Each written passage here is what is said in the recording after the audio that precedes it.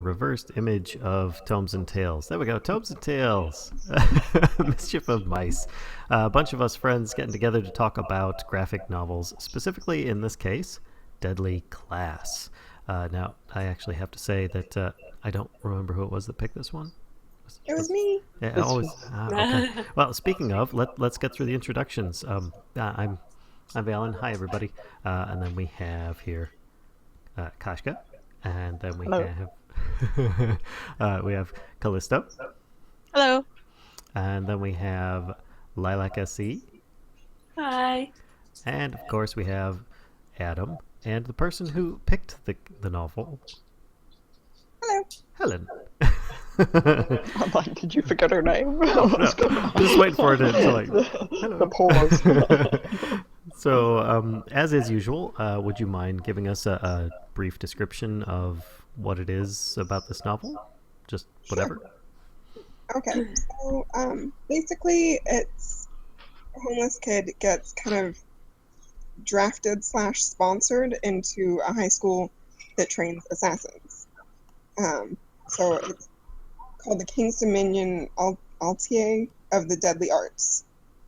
I probably pronounced that wrong. But it's by Rick Remender, and it's illustrated by Wes Craig and colored by Loughridge. Mm-hmm.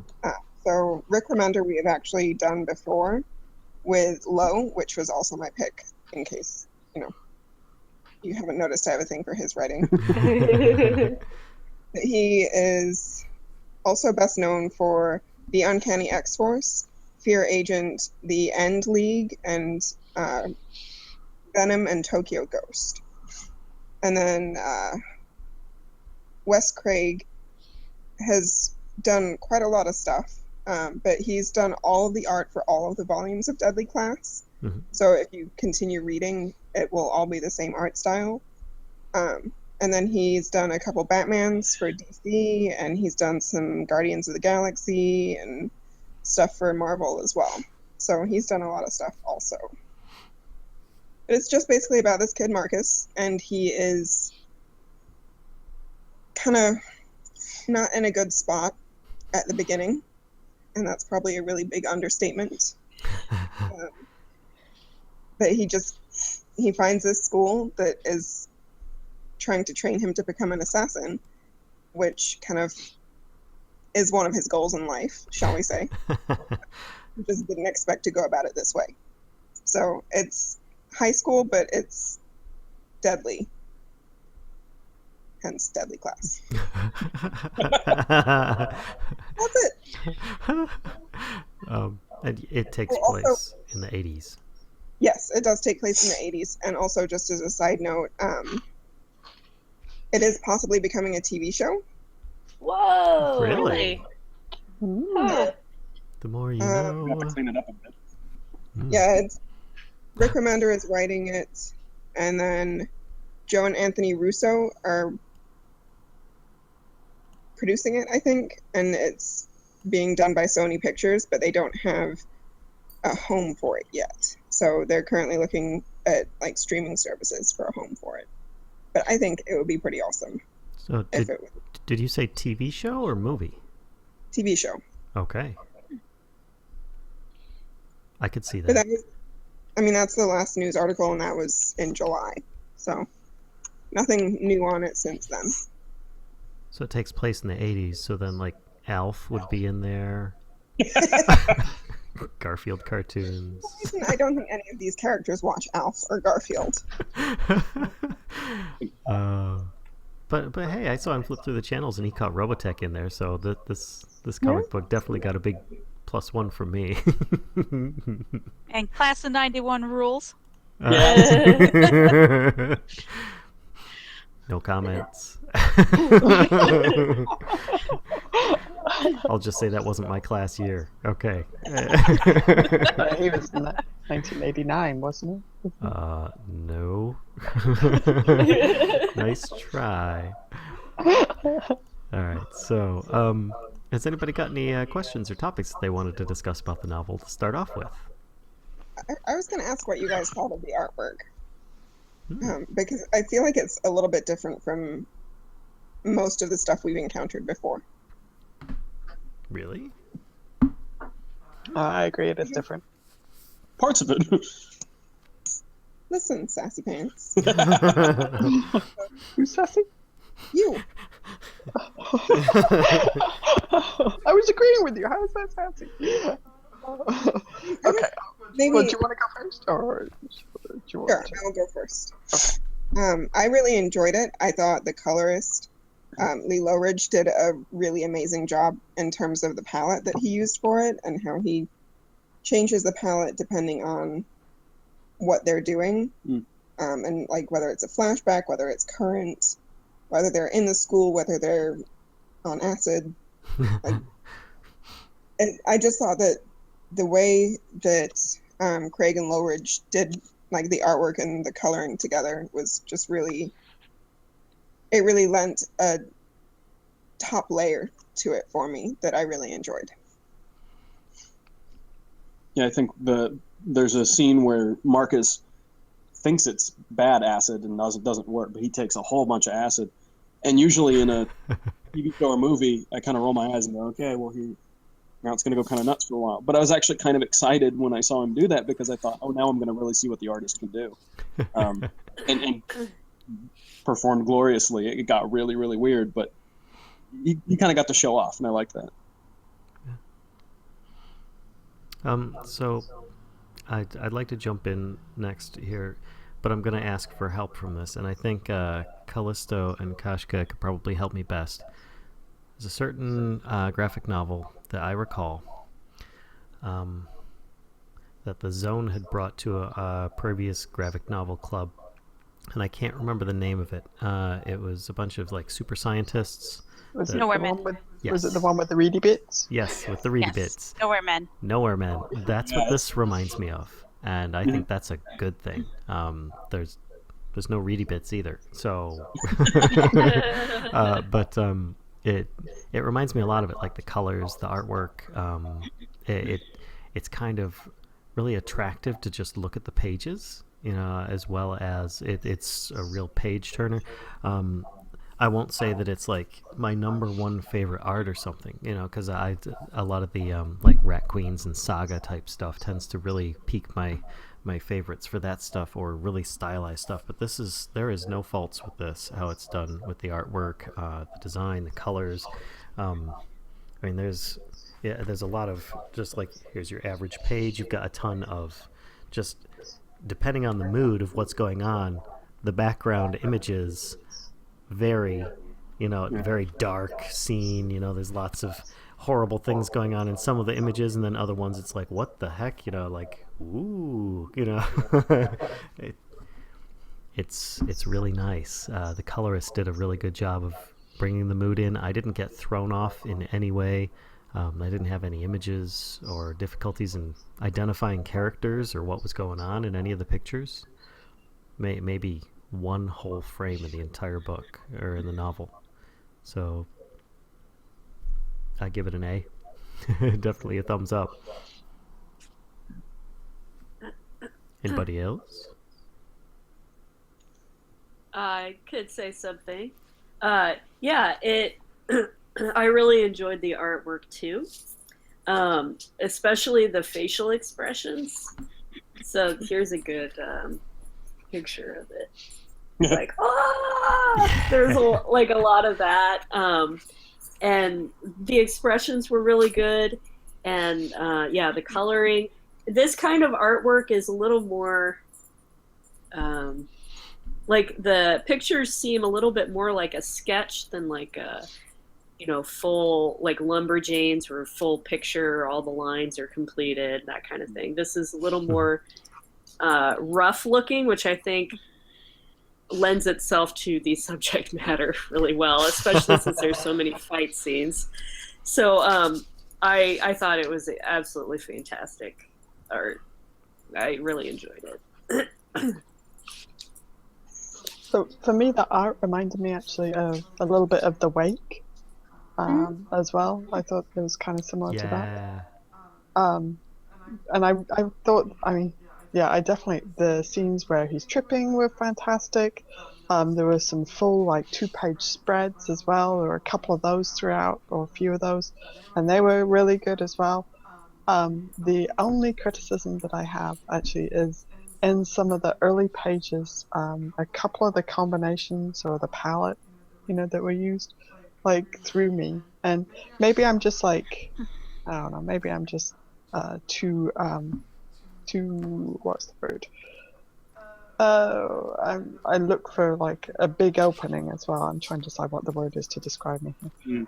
But the first page, I was like, wait, I was a little bit thrown by the art on the very first page. I was kind of expecting, like, something a bit more, I don't know, something a bit more pleasing to my eye, at least. Not that I didn't like the art, it was actually more of just, like, the color combinations in the first few pages that threw me. But after that, like, I kind of, maybe my eye just settled on it, or whatever it was, but I got used to the palettes being used, and then I thought actually they improved a lot. So I did like the art a lot, and I liked the coloring for the most part. So yeah, overall a thumbs up. How about you, Callisto? I did like the art a lot, and the colorist. I thought that they were great. As with the story, my favorite part is the acid trip scenes. I really liked it a lot. I've been to Circus, and I can't imagine being on an acid trip there. That would be horrible.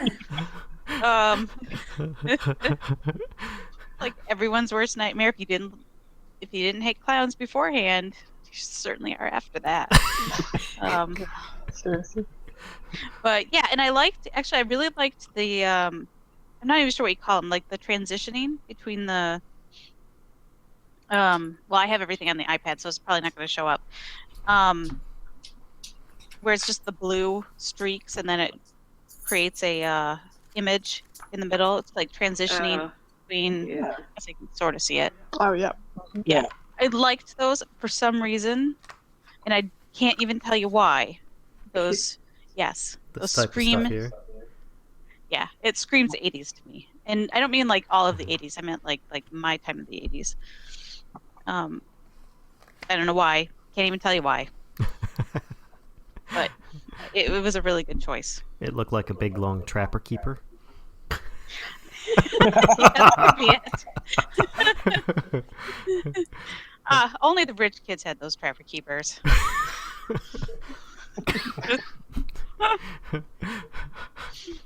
I got mine on a discount clearance shelf. I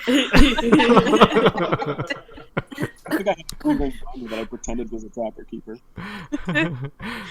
Remember, I lived in the middle of nowhere. I had to travel 3 hours to go buy anything. That's okay. You got me there. I will say that Kashka did make a good point about the beginning. Usually there's like a big hook at the beginning, but I mean, like first page, just a bunch of people walking around and talking and not much going on. And I have to admit, the first couple pages, I was just like, okay, I don't know if I'm going to like this or not. This is kind of like, There was no hook at the beginning. It was just, here's the beginning. And once you get past the first few pages, then it's like, okay, all right, this is interesting.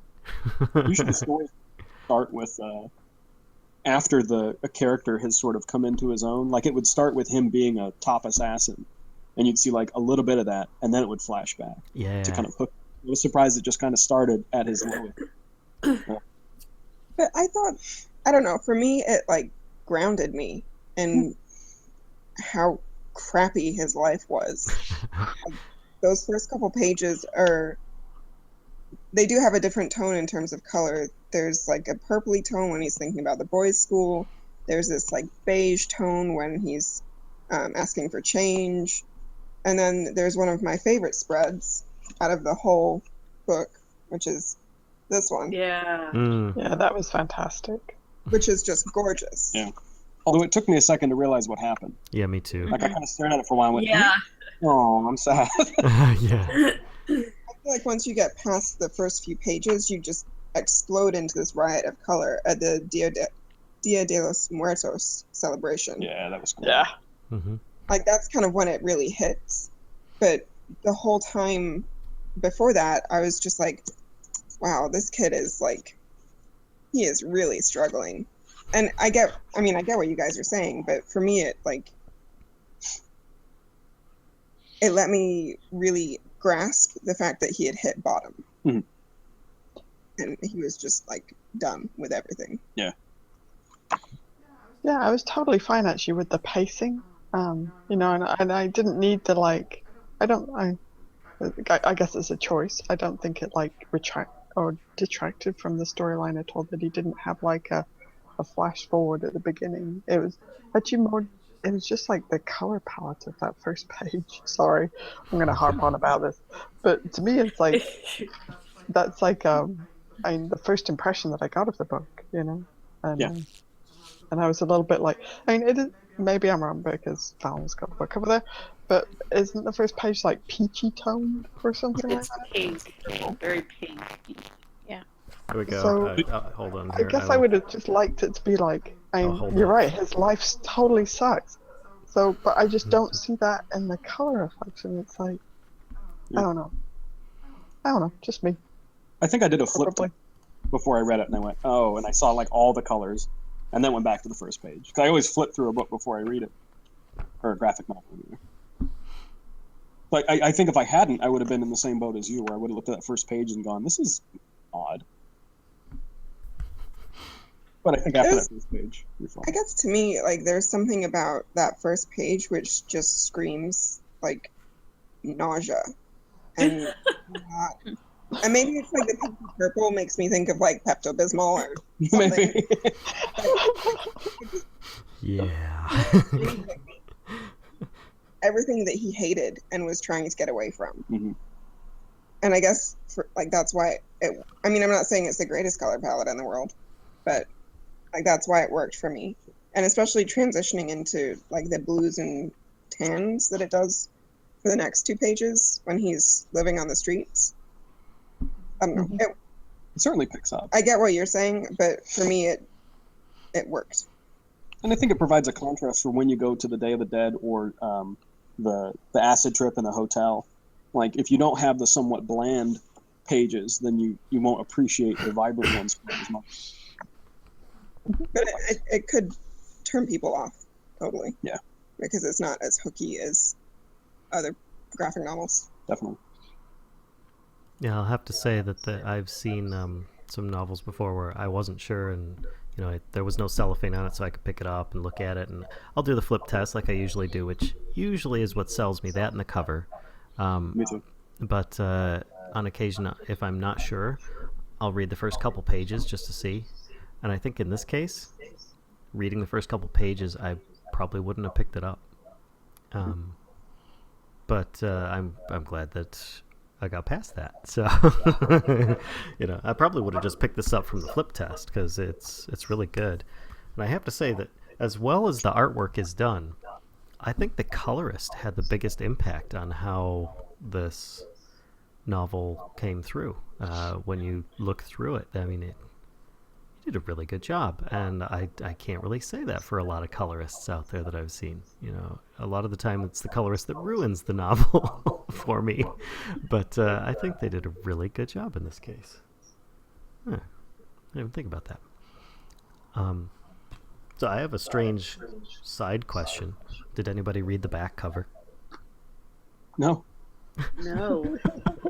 Yeah, me neither. Just dive straight in. So that's the thing about like being a book club. It's like you never read the back cover because somebody's already read it for you. Right? So it's just like I have to say I didn't either, and I'm like, dang it, because I know that's like ruined stories and made stories before, whether or not you read the back cover first. It's, at least from their previous things. But I just glanced at it just now, and I don't think it really has anything except for just a story summary, letting you know what it's mostly about. So no biggie, nothing lost there this time. Was that our first one that we reviewed that like had the this major plot points or something were all listed on the back cover? I think we've done it a couple of times. It's not good. Not learning from my mistakes. All right. Speaking of the cover, though, I mean, the cover is gorgeous. Yeah. I do. I think I really may love have Actually, picked it up just based on the cover. here we go. Yeah. I'll put this one up. I I so love mean- the glossy, like the See glossy. it. Yeah, the glossy parts, and then the like kind of. I It's don't know. tough to see. It's like a soft, tacky part too, but it just it's really, really, really well done. I don't know if you can And so actually is the see back. the glare. Yeah. Um, Yeah, And the glare's plus, not this is a showing up on pretty, there. Oh well. this is a pretty thick volume. I mean, you're not only. I guess their issues are pretty thick too compared to others, but this has quite a bit of substance to it. Full story. Yeah, kudos to that too. Good package all together. So I have a question. If we move on, what was your favorite line? Because as I was reading it, I was actually repeating them to Helen. There are just certain lines that stick out that are just the weirdest, funniest dialogue. Most of which are inappropriate, but I probably don't want to repeat a lot of them. But I'm so screwed because I got. I see Kashka looking over at me right now like, oh, we only have the one book, and Valen's got it, and that means I can't look to see what my favorite line is, so I'm like, hee. Well, I think, I don't remember it specifically, but I've got an area. It was when Marcus was first making his first friend who doesn't want to kill people. Oh, you got a meowy kitty over there. And Yeah. it was Maybe just I basically talking about the truth and everything, and how hard it was, and how his friend was just kind of walking away and proving his point. And that I was just like, wow, he's like suddenly this super deep dude that's like trying to be all honest and everything, and then throughout the whole rest of the novel he's just like totally in denial. And I was just like, okay, he's just a kid after all. Oh, I just got attacked by Bill Murray, excuse me. Hi. calm down, Bill. So if someone Well, else I wants to like go. the Master Zane when he kept calling them soft-boiled noodles ready for his belly. I like that one. Yeah. In fact, that whole like the first few him going through his first few periods in school was pretty fun. Yeah, I kind of wanted more of that. I'm hoping to get more of that in the later volumes. Oh, there. Oh, okay. I haven't read them, but I'm hoping that we kind of see more of the school. Yeah. I was expecting a lot more of the school actually, but go ahead. Sorry, keep going on the quotes. Mine had to do with when he first started tripping about the digital mountains. Digital mountains spread, and they infect. They know. Tell me when they're gone.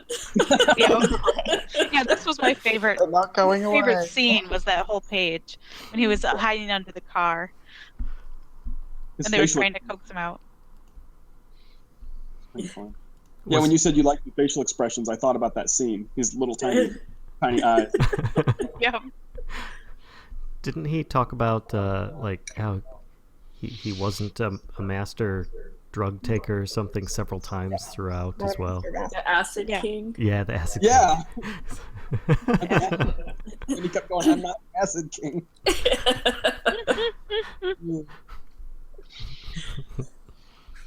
I think mine. Oh. Maybe I won't. Maybe I won't curse when I say it. But my favorite line is when they're talking. I can't remember his name now. They're talking to the Nom vet, and he gets really deep. He's like, you do what you got to do. The stakes are as high out here. You know, you just got to do what you got to do to survive. Then he goes, "You fancy guys want some chili beans?" Yeah. That really got me. Kind of made me want some chili beans. I think. Well, okay. So one of my favorites was when they're jumping from the rooftops, and Oh yeah. and he barely makes it, and there's this whole like 2-page spread of him like trying to like pull the one guy up onto the rooftop, and at the end of it all he goes, "I still want my $2." Yeah. So like those little one-liners, there are several throughout here actually, but those little one-liners I really liked. And the other part of the dialogue that I really liked was like his like the inner monologue kind of stuff. There's some of that stuff that was just like fantastic. There was one point where he's like, "What's the point? This whole thing is like, maybe was that while he was tripping as well?" But he's like, "None of this matters, you know. We are this tiny blip in the universe or something like that." And I was like, "Oh man, this is really heavy." I think that was when he was being like beaten to death Oh yeah, you're right. by the one guy. The like 7-Eleven. Yeah. Well, I think for me, these good lines really they stick out because the comic gets so dark, and it's almost a relief to have just the occasional bit of candy to kind of keep you going. Because I really want to read something that's this dark all the time, but it's kind of blasé about it just enough. Like he just kind of shrugs everything off and just like, yeah, this is life. And then you've got these funny lines, and you see how people deal with it. I kind of like that. It's not quite comic relief, but it's close. I think it's like a dark humor, really dark humor, right? Like the whole kind of inner dialogue that he has with himself while he's like flying through midair after he jumps out the window and lands on the palm tree is like, oh, I'm thinking all this stuff about choice between like Maria or what's her name, Saya, right? And it's like, but maybe this isn't the right time to think about it because I'm about to land on a palm tree. And That's the phone. I think one of my favorite lines was after the chubby kid gets beaten in the shower. Oh yeah. Victor Victor beats him. The guy that beats him. Oh, he's the one that beats him. Shabnam, yeah. And Marcus is like, so next time, should I leave you to your naked beating? And Shabnam's like, I don't need your help. And he says, no, you seem to be able to poop yourself out of any situation. And I just, like, I love that scene because it shows that he is willing to stand up for people, which I thought was really great. Because you see it when he shows the homeless man mercy in the beginning. And then you see it again when he kind of rescues Shabnam from whatever Victor was about to do to him, which was questionable. But it just, like, for me, it kind of hit home, like, the sense of humor and the character of Marcus, like, all in one go. Yeah.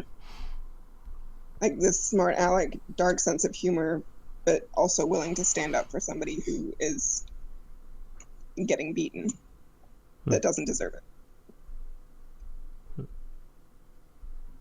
I kind of liked that this book wasn't a whole school year. Yeah. So often something that's like related to school encompasses the whole year. So you have those like points during the year that everybody can identify with. And I kind of like that this one did not follow that and was basically, I mean, it could have spanned maybe 3 days. Yeah. This whole thing. Yeah. And I like that it was a complete story. It didn't lose anything by going that route. And you had all these great characters that you're introduced to. But it was totally different from any other school related. Like school, it's almost like Dead of Winter is not about the zombies. Deadly Class is not really about the school. yeah. True enough. So I've got a question. Well, it's kind of a two-part question. First, has anybody read more than Volume 1? No. Okay. I want to. All right. Then that makes this easy. My next part question, and I have not either, but it seems to me that this well-kept secret and threat of the Assassin Society is going to fall apart very easily and quickly. if only because at the very beginning it's like, okay, so if you do sex, drugs, reveal any secrets, don't cover up any kills, so on and so forth. We find out about it, we eviscerate you over the period of several weeks, and then we may or may not kill you or just torture you more before killing you. And so far, it seems everybody in the entire school has gotten away with everything that they have listed. And it seems like this secret underground giant mansion or whatever is like well known to every single assassin society type situation. And that if anybody dies or is punished or something, they're related to some other huge like cartel or society or culture or something like that, and huge repercussions would happen in like 90% of the cases. So I don't see this lasting very long. What is your opinion of this, of the longevity of this secret underground assassin society that has been going on for a millennia or something like that? Well, I think that you answered it. It's been going on for a millennia, so something's going right. It doesn't implode on itself. It doesn't seem like it would it'd be sustainable with all those like warring factions in the same place, but somehow they do it. I think the power of each of the constituent groups that send their kids there might be why it's been so successful. Like, it's kind of an open secret in society, but the very, very powerful people keep it that way, and you don't talk about it and you don't bring it up because there's some, not only the most powerful people but also the deadliest people. Like, it's all criminals and stuff. So I don't know if calling it secret is quite all that honest. It's a very open secret, but it's like it's kept secret from everyday people like us. But all the cartels, all the criminals around the world, they know it's up.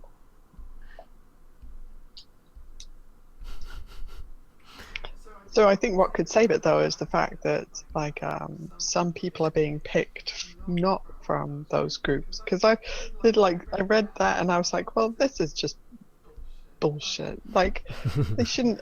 Some of it was hereditary, and I'm like, you can't have like a secret society like that be hereditary, you know, because some of it was like, oh, this is the son of, you know, Russia's, you know, top assassin, or, you know, whatever. I was like, well, that's just kind of lame, but I think you can balance that with the people that they're picking, you know, off the street, just like Marcus, right? So it's a mix, and I think probably that gives it longevity as well, she says, with, I don't know, question in her voice. I don't know. That's a weird question, right? I was just wondering if you thought that there was any longevity left for the society or not, and what your thoughts were on it. That was pretty much it. I think if these were people that followed the rules, then actually it would fail faster. Interesting. How about you, Callista? So the rules are meant to be broken. Yeah. At least by assassins, I guess. Other than the, you know, we'll kill you if you break the rules thing, it pretty much sounds like high school to me. You know, you're not supposed to do all these things. You go out and do all these things. You know, I don't know. Yeah. Does seem kind of strange. So there was something else that I couldn't figure out. Why are there CIA children there? Yeah. Anybody got any clues for that one? Because I am completely lost. I mean, the CIA assassinates people. Like, they're not police. I mean, Yeah. If you get just a little bit cynical about it, the CIA is not that removed from an assassination syndicate. So that didn't surprise me at all. Especially because it's this big open dark secret. Like, obviously day-to-day people think the CIA isn't out assassinating people. But if you think about criminal underworld, then yeah, sure, why not? Why not the CIA too? And how better to know your enemy than to train with them? Your friends close and your enemies closer. Yeah. Just seems strange to me. It's like, all right, CIA. Let's just have some of our children go to the secret underground assassination society. I don't know. It just seems like too big of a risk for the Secret Underground's assassination society. But I don't know. Maybe it's the whole mole agent idea, so they can get access to information and resources and stuff. So they're not technically CIA. Maybe they're like assassins that are just being employed by CIA, and CIA doesn't realize it. I don't know. I thought they were the kids of the CIA and FBI. Like, right. I mean, they've got to have their parents have to have connections, though, right? So. Because the kids aren't in there. I wouldn't think so. But maybe it's like a grooming area, or like when colleges pick high school athletes to join whatever team, like they go for the ones that are from like a known coach. Or I'm not good with sports. That makes sense, though. Like, It's I get it. It's like a grooming area, yeah. Training. like a training area. For them to become CIA agents. it's a prep school. Yeah, basically. Assassin's Prep School. Yeah, I go with that. Because everybody's so well connected and not necessarily rich, but they have such powerful family, and most of them are legacy students. It really is like a rich kid prep school, except instead of rich, it's murder. Power. Yeah, because most of them actually seem afraid to do any murderizing. Yeah. Until the very end, when everybody just goes crazy. Maybe it was the acid. Maybe lowered the inhibitions. Yeah. Might also help that you've got a killer coming after you. Yeah. Also, they did a little bit of a fake too, where you think that you're gonna meet the bad guy, like the big bad guy, at the beginning, and you think you've met them, but then the end of the book comes and nothing happens with what you think is the big bad guy. Like, I thought that this one character was gonna be, the big thing, and then it didn't end up being the big thing, but I wasn't like disappointed by it at all or anything. I mean, You mean the guy who was from the boys' home? with the face that was disfigured. I thought Just walks away. Well, yeah, I thought they were setting him up almost as a comic book villain, where he's like, Mm-hmm. "I'm your nemesis, but we ain't ready yet." So I'll be back later. Yeah. Go work out for a while. And I did like that. I mean, it's like the beginning of a longer arc. Yeah. So Yeah. I kind of like that. Definitely hooks you for volume 2. Oh yeah. I don't know. I'm not really looking forward to what that guy's going to do. Can we just talk about how gross he is for like a millisecond? Yeah. Okay, I'm done. Point. This is my point. He was way too gross. in the book where I didn't know, the 3 scenes in the book where I didn't know what was going on, I had to kind of stare at it. One was when the parents got smushed. Yeah. With that kid, and I'm like, why is he hanging out with a goat? Oh, like, this is messed up. Before that, when he's watching the dog show, I'm like, is he really? I guess, yes, he really is. Okay. You doing that? I want to burst your little bubble of hope. I thought he was. But it does set him up as a character, like a pure evil character. A very comic book villain. There's no nuance. There's no, maybe he's an okay guy. Nah.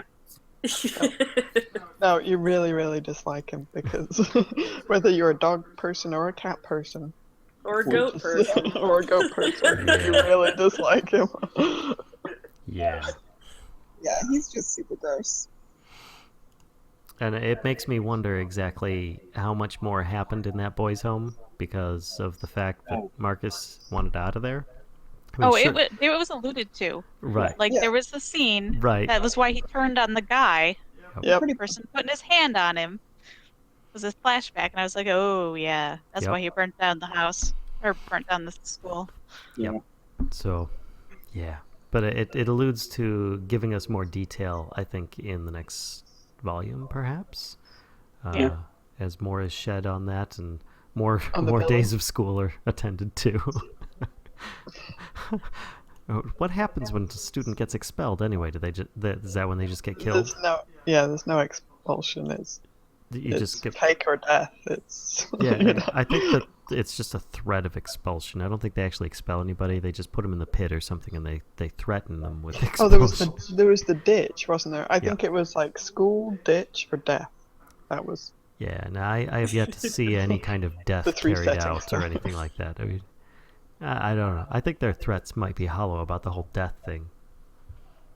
I think they try to make that, because it's an assassination know. society. But I mean, come on.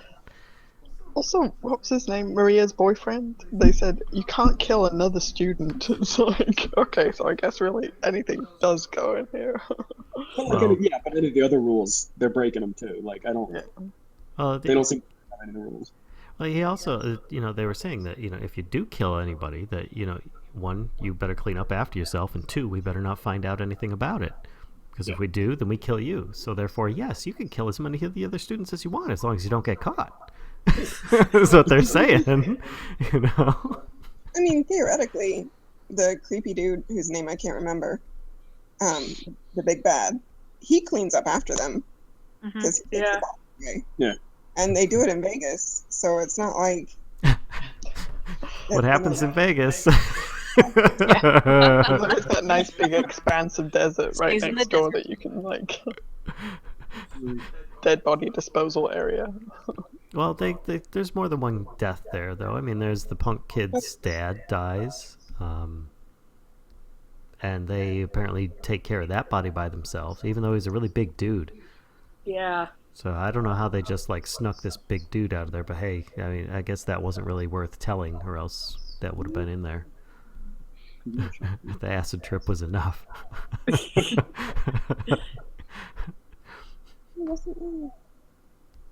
But in a kind of a twisted way, I kind of like that rule of like, don't kill anybody, but if you do, be a good assassin about it, because that's what we're teaching you to do, right? I mean, there's also the kid Billy who gets something in his stomach. So switchblade or butterfly. You're thinking a guy gets stabbed. Yeah, he gets stabbed in the stomach. We don't see him die yet. But we don't see him die. They said they got stitched up at a back alley clinic thing. Mm-hmm. Yeah. Yeah, in the wasn't car. he in the car as well? At the end? Yep. He appears to be alive in the car. Yeah. I don't know. I mean, his head's leaning back. He could be He dead. could be dead in the car.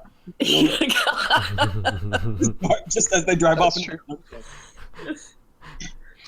He's in the trunk. No, he was in the passenger seat, just passed out.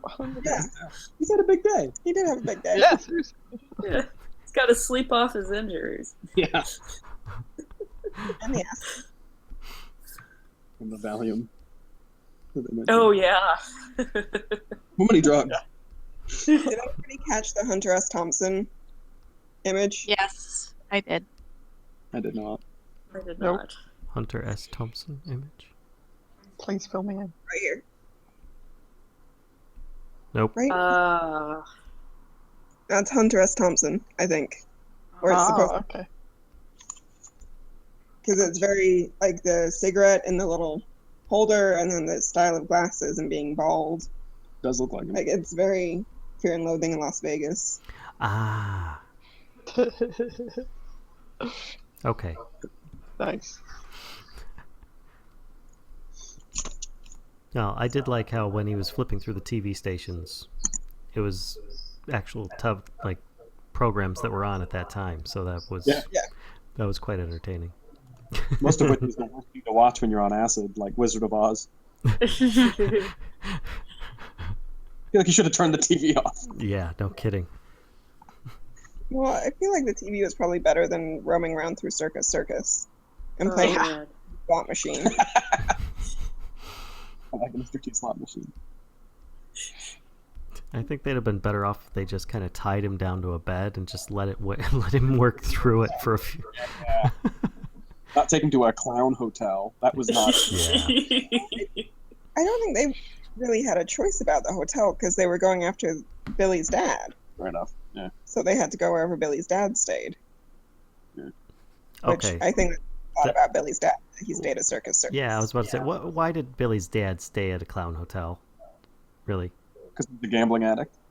Maybe, I don't know. They're in Vegas. And it's You a can really one of the gamble. really cheap ones. Oh, Okay, that makes sense. okay. Did you guys catch the picture? Well, I mean, not really hidden, but you guys caught Reagan at Circus, right? The clown who like morphs into Reagan. Right. Pretty creepy. That was pretty creepy. Yeah. Did you guys catch Billy turning into a little boy after they killed him? Yes. Yeah. Yeah, that was really good. I like those little like, that I mean, not super subtle, but if you're reading too fast, you're gonna miss them, kind of thing. Yeah. Adam pointed out one that I had missed, probably because I was reading too fast, when they're talking to the vet and they show that like picture. Oh, he's got it. They're all kids. Yeah. Oh yeah. Which, relatively, they were, but they Yeah. emphasized it even more to be like, yeah, these guys were Yeah. dealing with this stuff.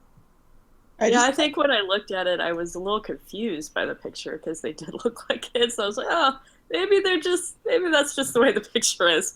But now that you're explaining it like that makes a lot more sense. Well, Glad I could help. at the same time, I mean, they're talking about the Vietnam War, so most of the armed forces back then, from what I understand, were extremely young.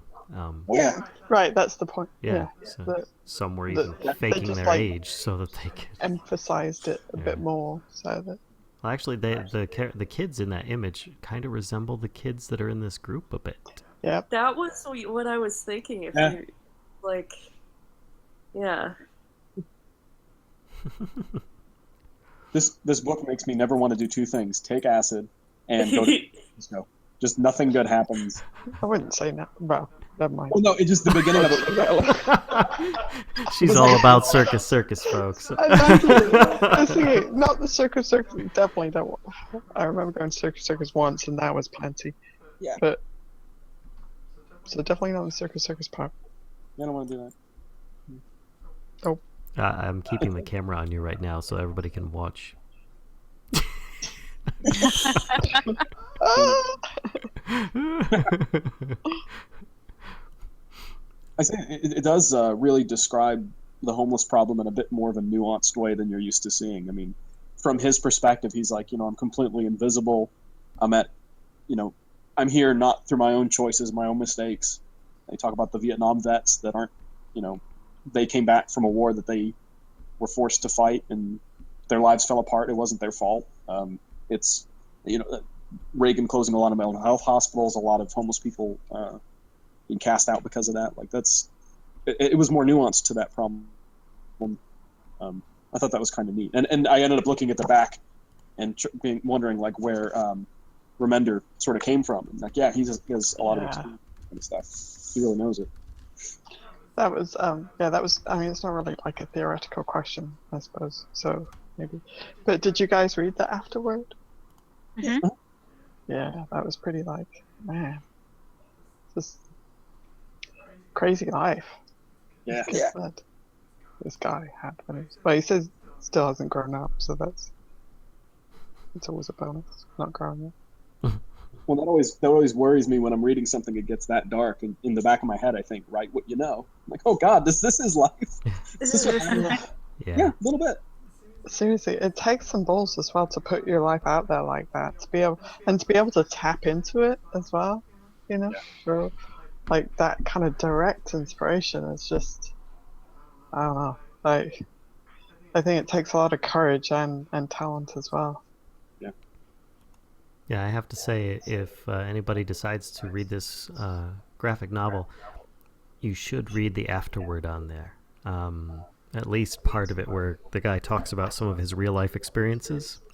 Mhm. It really puts everything into perspective for you and how absolutely crazy it was. I had a friend that actually had described similar, not the same, similar events in some of his past before, and I was like, yeah, go on.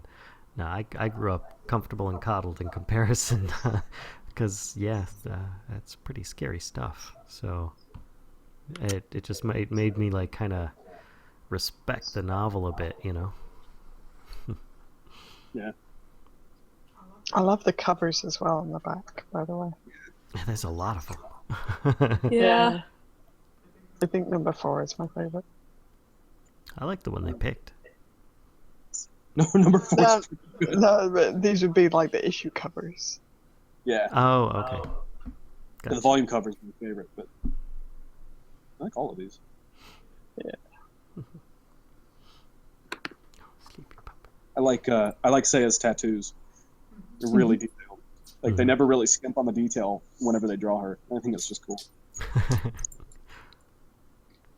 I also love Maria Yeah. and the makeup that they do for her for Dia de los Muertos. Yeah. Mm-hmm. Like, that's super detailed as well. I guess I also really love the scene between them when they do coke in the bathroom. Oh, know. right. It's like every drunk girl ever. best friend. I read it actually like with a heavy dose, like they were saying it with a heavy dose of sarcasm. Oh, maybe. Maybe. But those smiles are genuine. Yeah. Those smells are creepy as hell. That's what those smells are. It's like, where did you suddenly get that 2-foot wide mouth from? Cocaine. Yeah. I love how she like runs out of the bathroom as well. Yeah. Yeah. She does say we're on fire as she's running, which I think is good. Yeah. Yes. So there is a plus side to the fact that he was taken to Circus, is that he wasn't on the LSD trip when he went to Dia de los Muertos. That Sure, that could be a lot worse. because then that's like, you know, that already is scary to a lot of kids. So. Well, and bring that up, right? He says this used to scare the crap out of me when I was a kid, but now compared to my normal life, this is nothing. The crazy guy sucking on an ether rag I had to sleep next to. Yeah. This is dark. Right. And I think it says a lot about the writing and the comic itself that I kept reading it even though it was that dark. Usually I get something that dark and I go, why am I reading this? I want to be entertained. It's awful. But it pulled me through completely. It was so worth reading. I agree. Yeah, so I guess that's the big question we always ask at the end. Did you like it? And would you read the next one? Yeah. I'd say yes. And yes. Me too. Yes and yes. I didn't like it until the middle, but then yes. I was actually thinking that it got real dark, and I was thinking, I wonder if this will redeem itself enough that Callisto will like it. That's not a bad thing. You know, Which is funny. I like dark things. Sure. But I always like to have a character I like in it, and I didn't like their personalities for most of the book, or like the first half of the book. Yeah. There always has to be a character that I can really, get into. But it was when he got acid trip was when I started liking it. You're like, I was like, oh, this is awesome. Grateful Dead concert, acid. They're going to Circus. All right. Yep. Digital mountains. Yeah, I liked it. And I would read the second one if my stack of reading wasn't Yeah. 2 foot high already. It is pretty big. I liked it too, and I would read the next one. I probably will read the next one. You know, I was thinking about this as well, and I think this totally could have been a one-shot, and I would have been quite satisfied with it as well, though. Like, if they hadn't introduced, like, the really evil bad guy at the end, I don't know that... I mean, it would have been missing something, but I think they could have, like, resolved him, and I would have been pretty satisfied as well. So, I think they could have, like, made it a one-shot, and I would have been quite happy. But now they've got me, right? With the overarching bad guy story, so it's like gotta find out how they take him down. 'Cause he's gotta go down. There's no two ways about it. That guy must die, basically. Needs to die. Yep. Obviously, I liked it, and we'll probably read the second one. I haven't got there yet because reading pile is tall, but Yes. it is mighty. Um, I did have another question for you guys, though, if you're up for it. Yeah. Who your favorite secondary character? Hmm. Like, obviously Marcus is the protagonist. But did you like have one of the secondary characters that you really loved? Like I really loved Seiya, which is, didn't you tell me that? Yeah. Something. In Japanese, that means the sheath that you put the sword into. Oh. Which is cool in and of itself, and I didn't know that until Adam told me. I mean, it probably doesn't have any meaning. It's probably just like name your katana, but a little bit less on the nose. But I thought it was kind of cool. I loved that she like stood up for him. I loved the artwork for her. I loved that she was a little bit nutty. I loved that like she took responsibility for him and then just told him to go screw himself, basically, and was like distancing herself. Yeah. Like it just like I don't know. There were a lot of layers to her opinion of him, whereas with some of the other characters that wasn't the case. Mm-hmm. I liked Maria. The whole Dia de los Muertos thing pretty much hooked me on her. She was she wasn't as mysterious as Seiya, but like especially later. But I still found her to be really intriguing. Yeah. You'll have to forgive me because I don't have the book in front of me to call up the name, but the black kid with the cornrows. Anybody remember? That would be Willie. Willie. Yeah. I have to say, he's my favorite character because he's not an assassin, and his situation intrigues me so much with where this story goes at this point. I will admit, though, that both Seiya and Maria are extremely excellent, strong female characters, and I have no problems with that. But it's just the situation that the other guy's in that I'm just like, how. This is not the place for you, kiddo. You know, you can't pull the trigger on someone that's obviously killing your friends and yourself. You know, nope. So I think just the fact that he's an all-around good kid in a really bad situation, and how he's going to deal with it, I'm curious. Yeah, I'm very curious. He's like a different version of Marcus to me. I hear puppies drinking. Sorry. I like Master Lin. Actually, I hope they show more of the school in the upcoming, in the other volumes, because I really hope so. Yeah.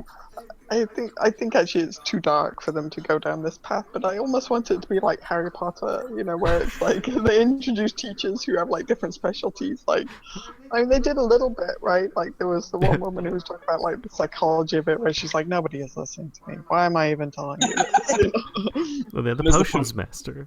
Yeah. So that's what it's like. I want to know more about the characters within the school, I guess. So Master Lin is, of course, like this very intriguing little guy. So I'm sure he has plenty of backstory.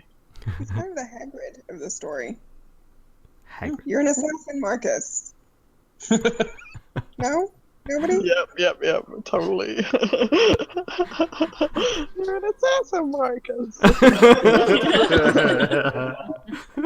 It's your 14th birthday. Now go kill a hobo. I mean, it's like, great. I mean, wow. That's what they gave him for his first assignment. I know. Go kill a dog. I was going to say that Seiya was my favorite character, but in the interest of being unique, I'm going to have to go with the Crocodile. Oh, yeah. He was kind of awesome. He was my favorite. So honest. So honest. It's all filthy. I can't even read it. I'll just read it. It's fine. Great hoobity doobity. Yeah. He's a good one.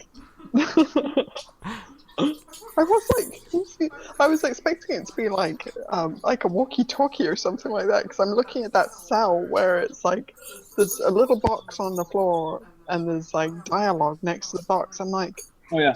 they give him a walkie-talkie and I totally missed that or something, you know, because I was thinking 80s, you know, it could be, but nope. No. Nope. Knock it Even better. Oh, good stuff. I have to say my favorite, mine was a toss-up between Willie and Billy. Billy because he's the comic relief, and Willie because he's the good one.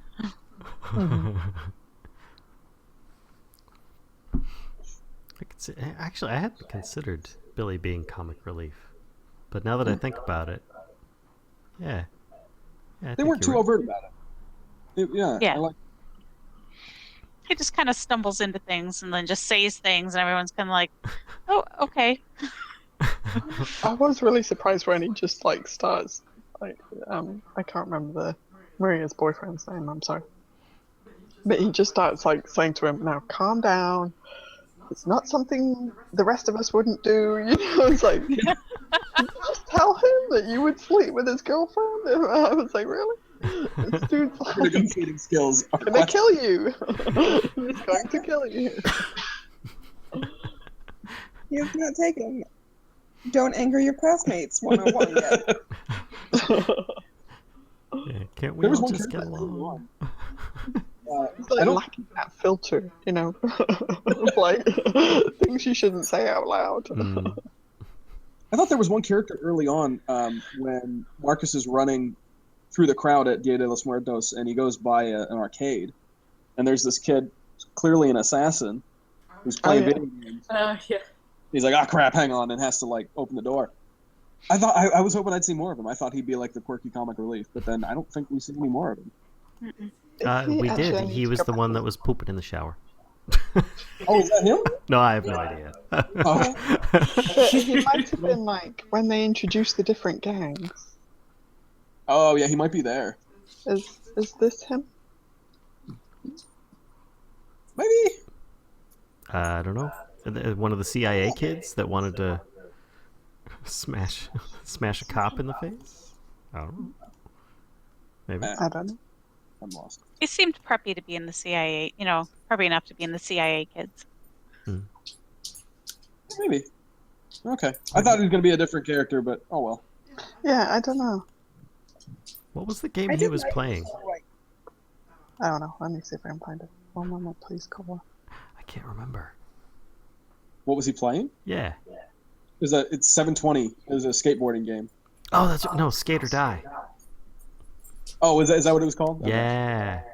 And just to date myself, I used to play that, and I was like, oh, he got to the 4th level? That was pretty hardcore stuff there. I could understand the being torn between those two things there.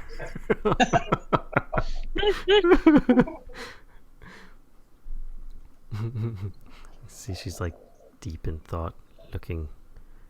I think it is him. I'm comparing the images of the dude. Yeah, it might be. Can you fold them over so they could be right next to each other now? I was like, oh, damn it, I just lost the page. No, never mind. Seriously, this isn't worth it. All right. Well, I'm gonna say we're getting around about an hour here. Has anybody else got any more things that they wanted to talk about on this novel? I feel if anybody's watching this and or watches this and hasn't read the novel, they probably don't need to at this point because we just gave away like so much stuff. Oh no, you still definitely need to read it. I think there's like 1 or 2 frames that we didn't talk about in there, but Whatever. it's definitely a conversation piece, that's for sure. So there you go. Just about everybody's saying that they're pretty happy with the book, more or less. So hope you guys all enjoyed. We have coming up next time. Let's see here. Paper Girls. And who is it that suggested this one? Was it you, Lilac, I see? Maybe, yeah. I think so. Okay. Sure. I can't remember. I can't either, but yeah. All right, cool. I look forward to it. I've already got my copy and ready Yeah. to go. When we picked this up, it was like I got it in my hand and I was like, this cover looks so awesome in person, and like online or something, it doesn't look so pretty. Like the colors are dimmed out, but when you get it in your hand, it's like seeing a live painting with all the textures and stuff. And it's like getting this. I was like, wow, these colors are fantastic. This is awesome. so I was pretty happy to get it in my hands. I haven't read it yet, but yeah, we should be covering that next time. So I guess that's about it. I hope everybody enjoyed. And let's see here. Right, there it is. Okay, so we'll see y'all next time. Bye. Bye. Bye.